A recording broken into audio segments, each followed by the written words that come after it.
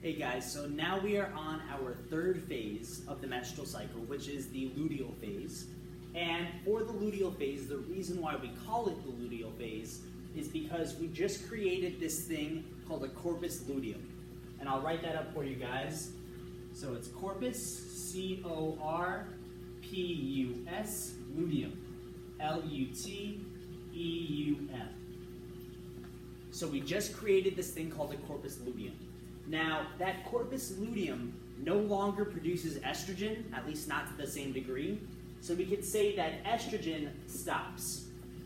Instead, what the corpus luteum is going to produce is this new hormone called progesterone.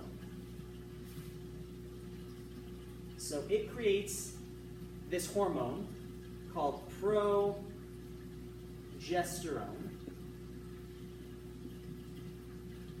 And what progesterone is going to do is it's going to tell the pituitary, okay, the egg is released, we no longer need LH. So the pituitary gland will get that signal and say, okay, we no longer need to make any LH. Furthermore, the progesterone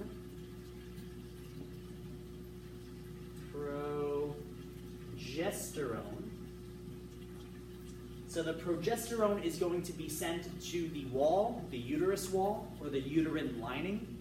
And what that's going to do is it's going to tell that wall to thicken even more.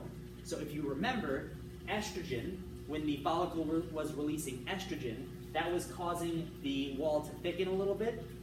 Now progesterone is going to do the same thing, but kind of twice as much. So progesterone is going to cause that wall, that uterine wall, to thicken even more.